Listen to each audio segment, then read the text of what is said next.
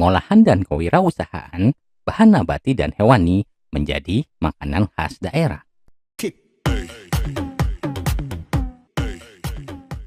Namun sebelum mulai, jangan lupa untuk klik like, share, dan subscribe. Perencanaan usaha makanan khas daerah. Ide dan peluang usaha makanan khas daerah.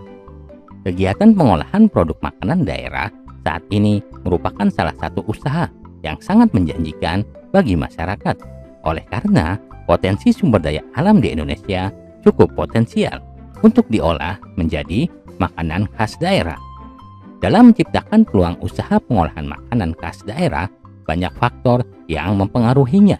Di antaranya ide usaha, resiko usaha, keberhasilan dan kegagalan, dan pemetaan peluang usaha.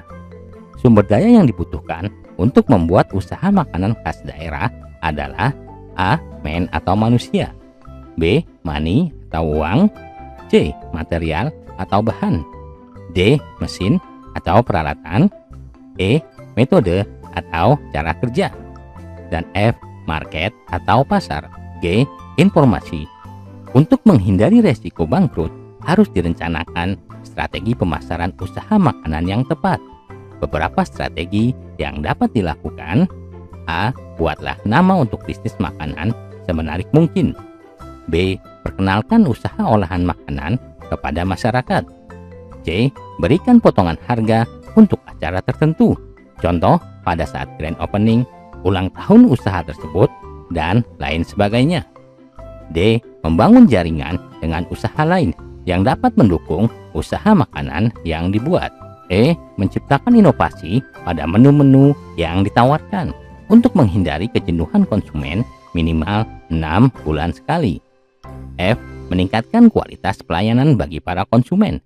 Perhatikan waktu penyajian makanan, kualitas cita rasa makanan, serta kebersihan dan keamanan tempat usaha. Seorang yang akan memulai usaha makanan khas daerah sebaiknya membuat perencanaan yang disusun dalam sebuah proposal. Isi proposal meliputi penjelasan tentang A. Visi dan misi, B. Tujuan kegiatan usaha, C. Maksud kegiatan usaha, D. Profil usaha makanan khas daerah, E. Strategi pasar, F.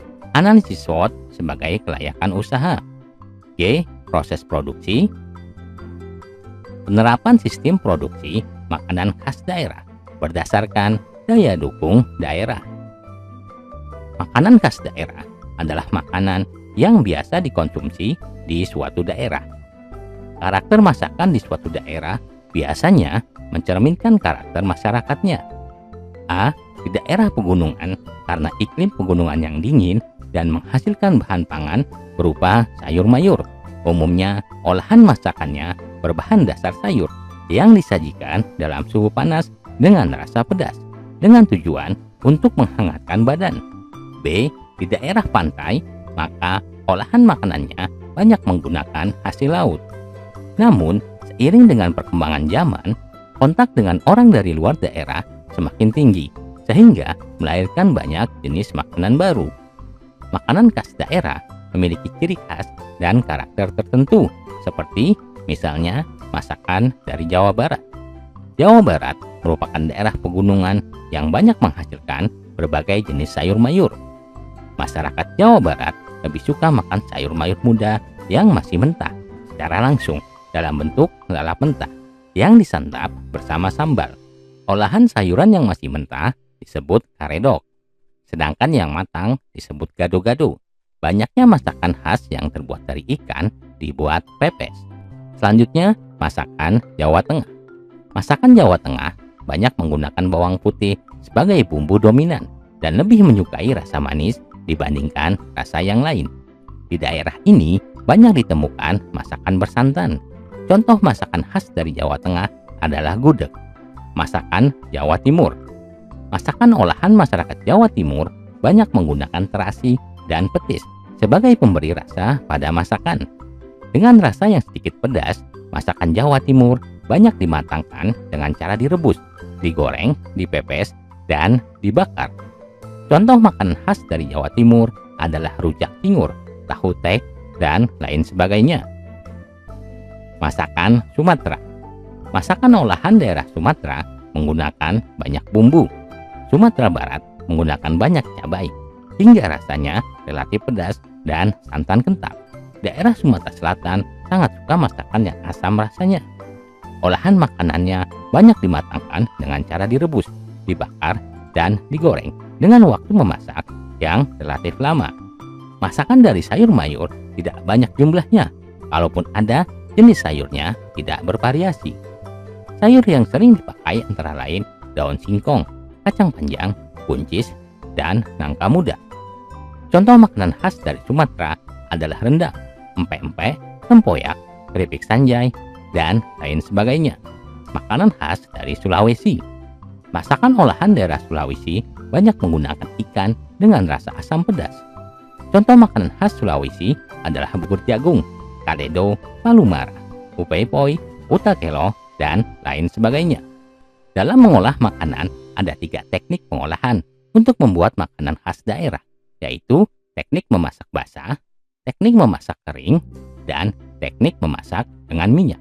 Teknik memasak basah antara lain merebus, menyetup, braising, mengukus, mentim, memblansir.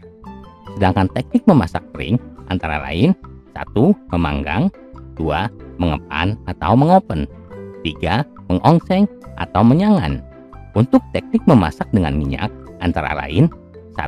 Menumis, 2. Menggoreng. Selain metode memasak yang telah diterangkan di atas, ada beberapa istilah yang dipergunakan dalam pengolahan makanan, yaitu 1. Memfilir, 2. Meladir, 3. Membardir, 4. Menggelasir, 5. Mengentalkan, 6. Menjernihkan, 7. Mengocok, 8. Memarinir, 9. Mengisi, dan 10. Memanir. Beberapa hal yang perlu diperhatikan dalam menjaga keamanan kerja di dapur antara lain, peralatan listrik harus dalam kondisi baik dan letaknya tidak dekat dengan air, penerangan ruangan cukup, dan lantai tidak licin. Upayakan semua pisau tajam. Pisau yang tajam lebih aman dan tidak membutuhkan tenaga untuk menekan dan menghindari meleset pada waktu memotong. Pakailah talenan pada saat memotong. Jangan memakai lapisan meja metal. Pakailah serbet sebagai alas talenan supaya tidak licin. Setelah selesai menggunakan alat, bersihkan dan kembalikan ke tempat semula dengan rapi dan bersih. Makanan khas daerah pada masa lampau biasanya dikemas dengan menggunakan kemasan tradisional seperti kendil dari tanah liat, anyaman daun pisang, daun kelapa, daun pisang, kelobot jagung, daun kelapa atau enau, daun jambu air, daun jati, dan lain sebagainya.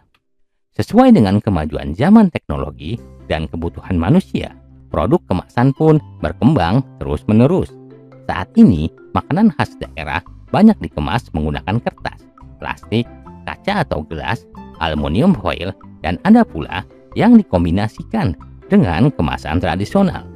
Ragam kemasan makanan tradisional yang sering dijumpai, pengemasannya pun dilakukan dengan berbagai macam cara, seperti dapat dilihat dalam tabel berikut ini. Menghitung titik impas usaha makanan khas daerah. Break-even point dapat diartikan sebagai suatu titik atau keadaan di mana perusahaan di dalam operasinya tidak memperoleh keuntungan dan tidak menderita kerugian. BEP amatlah penting kalau kita membuat usaha agar kita tidak mengalami kerugian. Di antara manfaat BEP adalah sebagai alat perencanaan untuk hasilkan laba, memberikan informasi mengenai berbagai tingkat volume penjualan, serta hubungannya dengan kemungkinan memperoleh laba menurut tingkat penjualan yang bersangkutan, mengevaluasi laba dari perusahaan secara keseluruhan, mengganti sistem laporan yang tebal dengan grafik yang mudah dibaca dan dimengerti. Ada beberapa hal yang harus diperhatikan sebelum menentukan harga jual suatu produk. Yang pertama adalah pelanggan.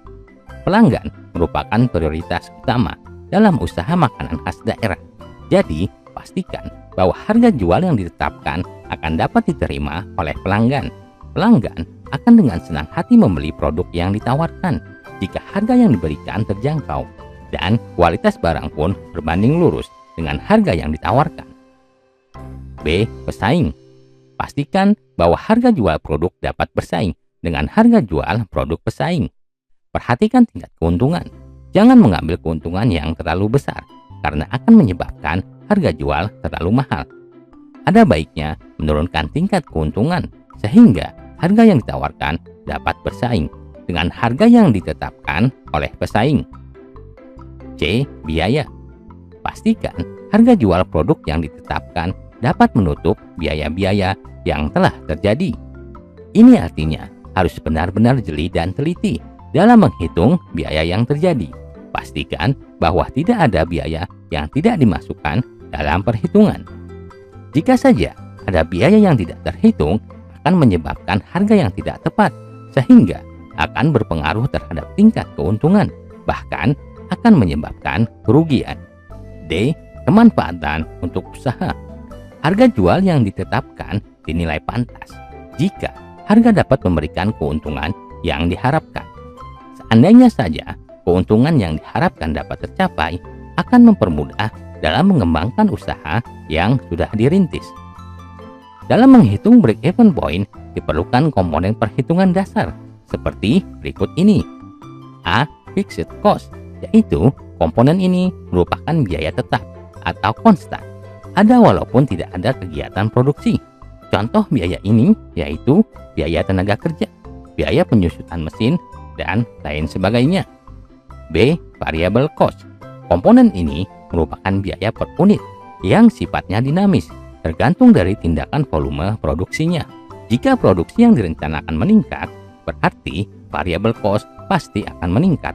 Contoh biaya ini yaitu biaya bahan baku, biaya listrik, dan lain sebagainya.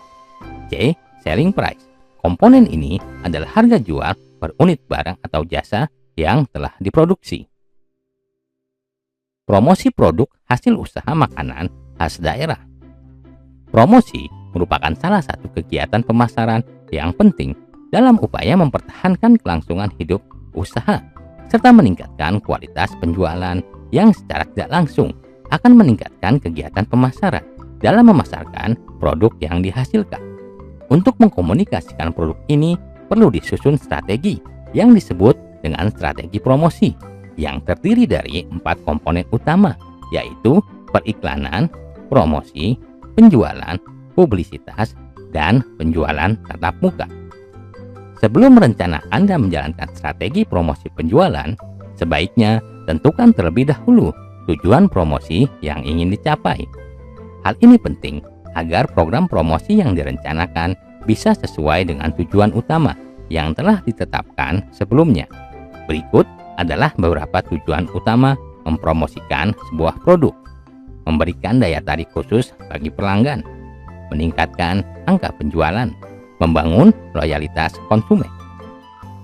Kegiatan promosi juga memberikan kemudahan dalam merencanakan strategi pemasaran selanjutnya, karena biasanya kegiatan promosi dijadikan sebagai cara berkomunikasi langsung dengan calon konsumen, sehingga kita dapat memperoleh informasi akurat dari para konsumen mengenai respon produk yang kita tawarkan.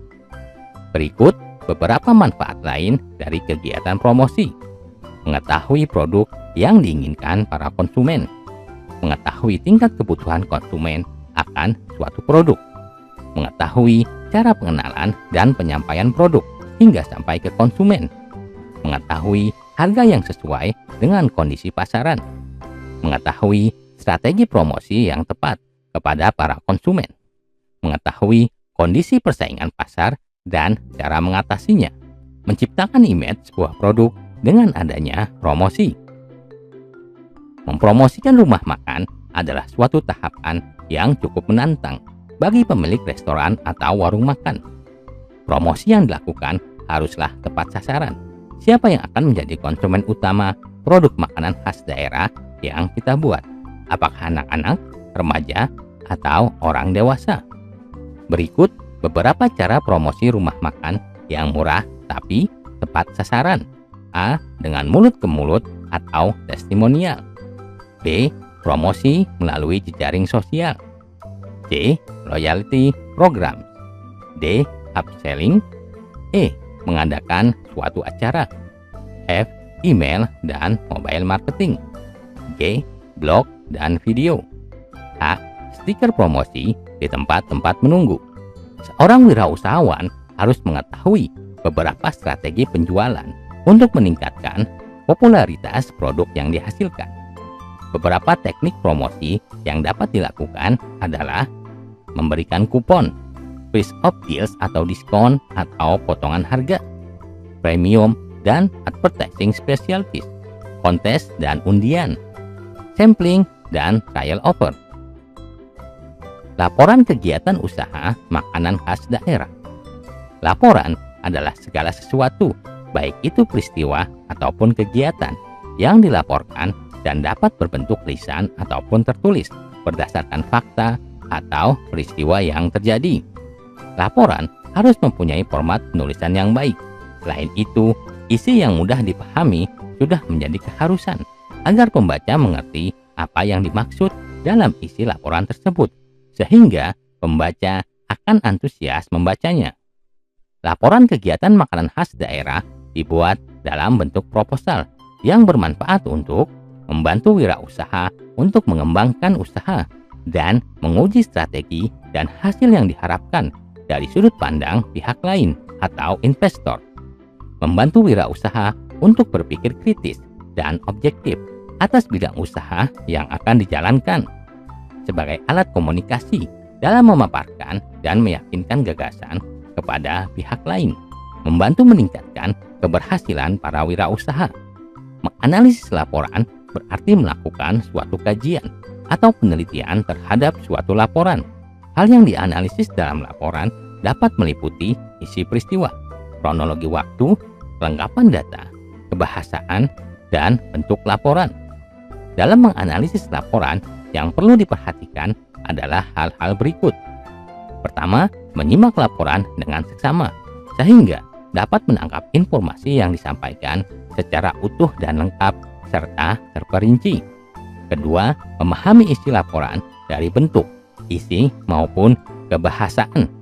Ketiga, menguraikan secara detail atau rinci pokok-pokok isi laporan.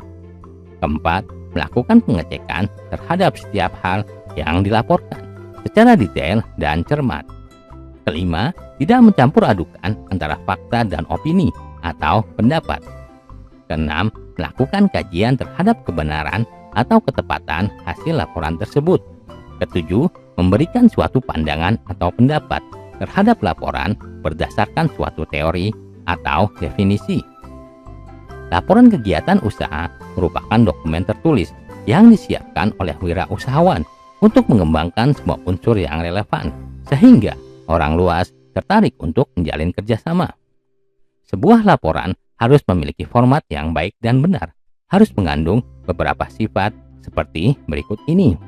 Mengandung imajinasi. Laporan harus sempurna dan lengkap.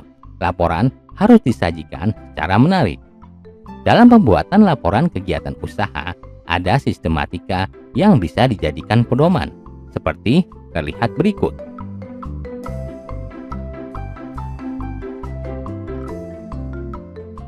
Demikianlah videobook rangkuman materi pelajaran prakarya dan kewirausahaan. Sampai jumpa di video lainnya. Jangan lupa untuk klik like, share, dan subscribe.